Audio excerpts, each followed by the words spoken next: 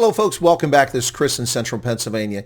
In an otherwise slow and somewhat boring news weekend, faux controversy has arisen over comments posted by the Patriotic Alliance leader, Gayton McKenzie, and the deputy who's now left the City Council of Johannesburg, Kenny Kunene. And what I have to say is that cowards and communists censor speech. When people say stupid things, there should be consequences, but not criminal consequences. There should be consequences of shunning people, ignoring people. But now we have a controversy brewing as the economic freedom fighters call for the immediate removal of Gayton McKenzie as Minister of Sports due to his use of the K word, which of course is an Arabic word that means unbeliever, which South Africans have contorted into some sort of racial slur. Now, it all started with the Open Chats podcast disparaging colored South Africans, but make no mistake, the umbrage rising over comments over Gayton McKenzie and Kenny Kunene have nothing to do with the dignity of South Africa's wonderful colored community, but everything to do with black hegemony and black supremacy. Nobs Mkhize, Nota Baloyi stand in stark contrast to the treatment of Roman Kabanak, Ronaldo Gos, and even Vicky Momberg, who was imprisoned as a felon over vile comments that she screamed while suffering in shock after nearly being attacked. So why this sudden outrage over age-old comments that never rose to prominence, even though they were widely known? Or why such devotion to the racist drivel of Julius Malema, who is not calling for the killing of whites, well, not yet anyway, his words, not mine. Minor political parties are seeking attention and pretending to be the standard bearers of morality, justice, and equality, as if on cue, they step into the slow news weekend to protect black hegemony and demonize minorities. The African Transformation Movement, Action SA, and the Economic Freedom Fighters, all malcontents that have sprung from parties where their key leaders did not get their way and threw their toys out of the pram. Whether it was the ANC or the Democratic Alliance, all have a couple things in common. They're bumhurt and they're seeking attention. Now, that's not to say that the comments of Gayton McKenzie or Kenny Kunene are acceptable or appropriate.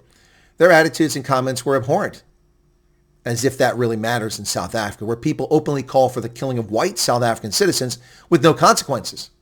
Constitutionally protected speech. So why can't people use the K word? Because cowards and communists ban speech. But why now all of a sudden?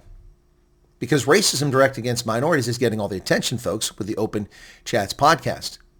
And in the ANC's Freedom Charter fantasy South Africa, we cannot let minorities take center stage as victims. After all, the historically disadvantaged is really only applicable to cadres basking in the riches in 2025. No?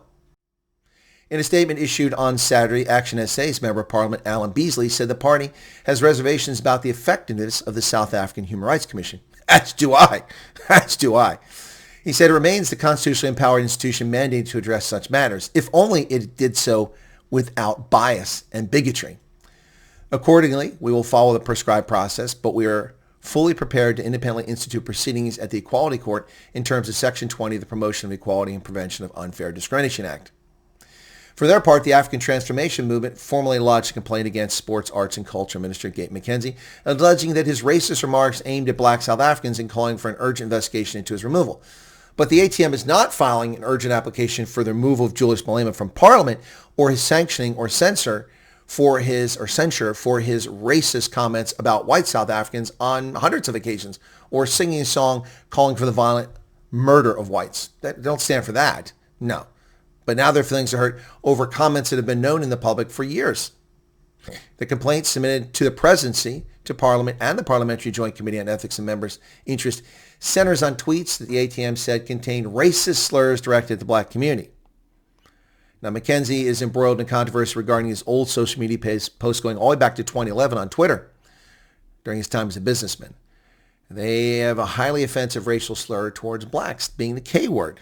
In one of the posts, he criticized the term black diamond while using a racially charged term that many in South Africa consider reprehensible. But see, the black diamond comment is a comment that's posed for black supremacy, but it's being ignored. In itself, in many ways, a racial slur. Now, leader of the party, Zungulo, asserted that the tweets contain racially derogatory slurs directed at black South Africans, language that is both indefensible and deeply corrosive to our principles upon which our democracy is built. But here's the thing. The comments are publicly known. They've been there forever. People knew that Gayton McKenzie put this out there when he rose to prominence in the PA, when he became a minister over a year ago. Why now? Why now? because we must protect the black supremacy narrative. The Open Chats podcast is being exposed for being racially disparaging against South Africans, minority South Africans. We can't have that narrative out there. He argued the issue is not a matter of political rivalry or petty offense. It's a matter of ethics, constitutional duty, and the moral fabric of the republic, which is total bullshit. Total horsepucky. If it was about that, then this would have been raised when he was mentioned and nominated as a member of the cabinet over a year ago. This isn't news to the ATM. They knew about this a year ago, as did the EFF, as did Action SA. But these minor chirping political parties like little boxers yapping at your feet, poodles. Now, Kenny Kunene's tweets that resurfaced had included derogatory comments about women. And they're from February 2012 to April 2013. Many of them refer to women as cheap, and their genitalia are consistently mentioned in his tweets. Now, they also said they may take this to the Equality Court. Well, go ahead. Go ahead. The Equality Court and the South African Captured Human Rights Commissions are jokes.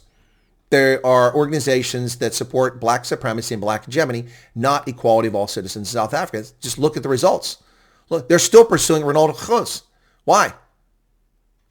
What he did was less offensive than what Nota Baloyi did. Nota Baloyi attacked people. He attacked white South Africans, saying that they are dogs and need to be treated and beaten as dogs, and that their white women are genetically inferior, and that white people are genetically inferior because they arose from Neanderthals. Talk about disparaging the dignity of people. And what about the actions of Fikeni Mabalula just a couple of days ago in a press conference, disparaging South Africans came to America, calling them car guards, and intentionally undermining their dignity? That's a human rights violation under South Africa's constitution. But you see, communists and cowards are afraid of words, and that's why they ban them. And they selectively apply that ban to the targets of the communists and cowards. In this case, minorities, coloreds, Indians, and whites. But because there's such an outrage over the Opencast podcast and their vile comments about colored South Africans and their stereotypes, it just won't go away. Now we need the minority parties to step forward and distract, to frame the narrative so that we get back on track in South Africa, promoting black supremacy and black hegemony, not equality, as called for under the Freedom Charter. That's why I call it the ANC's fantasy Freedom Charter. It's a Freedom Charter fantasy because they don't believe in the tenets of the Freedom Charter, which they didn't write, by the way. They don't believe in the Constitution, which they crafted. They believe in demonizing minorities to enrich a small coterie of caters, most of whom are black, but not exclusively. What say you, South Africa? Real controversy or just more nonsense? We saw the political career of a promising member of Parliament, Ronaldo Gross, destroyed over a fictitious lie. We saw the position of Roman Kabanek undermined as chief of staff of the cowardly Minister of Agriculture, John Steenhuisen, who didn't have the nads to stand up for the person that he hired, knowing full well who he was, over comments that weren't even controversial. And we've seen Nobs Mkhize get virtually no punishment we've seen for the South African Human Rights Commission after not only racially insulting coloreds with stereotypes, but physically assaulting people on a flight. That's a criminal act. Why isn't she in jail? And we see senior members of government demonizing private citizens, Fikeni Mabalula. No consequences if you're entrenched and you're black in South Africa. But if you're not, God forbid, you make the wrong statement. What say you, South Africa? Mzansi? World? Comments? Cheers.